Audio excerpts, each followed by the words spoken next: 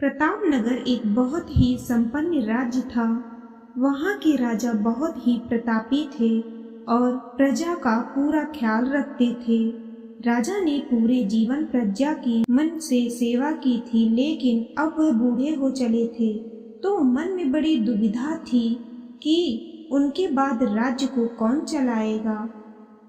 राजा साहब के 3 बेटे थे। अब तीनों ने एक ही गुरु और एक ही विद्यालय से शिक्षा ली थी, लेकिन राजा ये निर्णय नहीं कर पा रहे थे कि कौन राज्य के लिए सबसे अच्छा उत्तराधिकारी है।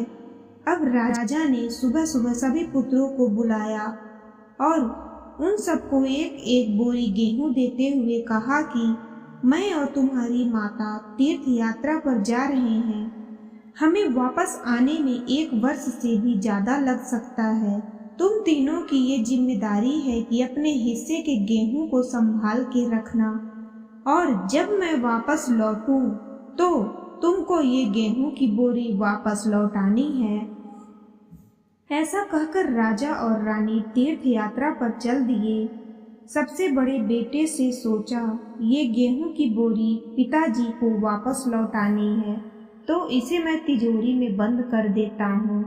जब पिताजी आएंगे तो वापस दे दूंगा।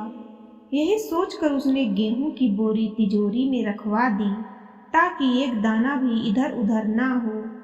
दूसरे बेटे से सोचा कि तिजोरी में तो गेहूं सड़ जाएंगे, और इन गेहूं को खेत में डलवा देता हूँ, जिससे गेहूं की अच्छी फसल होगी, और पिताजी को 1 बोरी की बजाय कई बोरी दूंगा।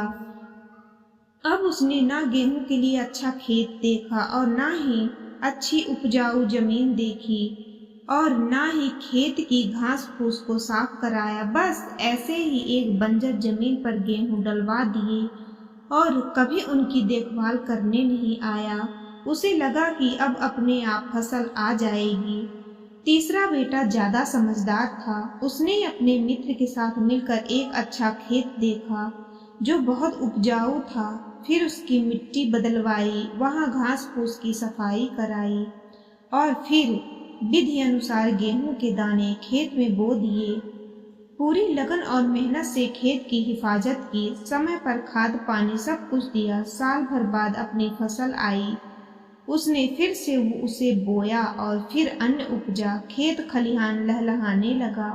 राजा यही कोई 3 वर्ष बाद आया। तीनों पुत्रों को देखकर बड़ी प्रसन्नता हुई। साथ ही मन में इच्छा थी ये जानने की बेटों ने गेहूं के साथ क्या किया। पहले पुत्र ने जैसे ही तिजोरी खोल के दिखाई, अंदर से बहुत बुरी बदबू आ रही थी। सब कुछ सड़कर राख हो चुका था।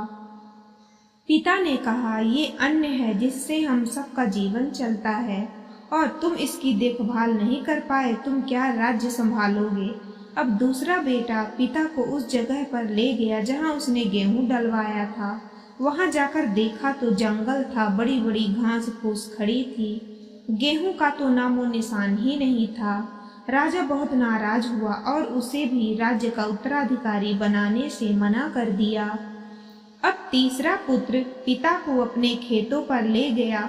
वह दूर से ही एक अलग खुशबू आ रही थी। गेहूं की फसल लहलहा रही थी।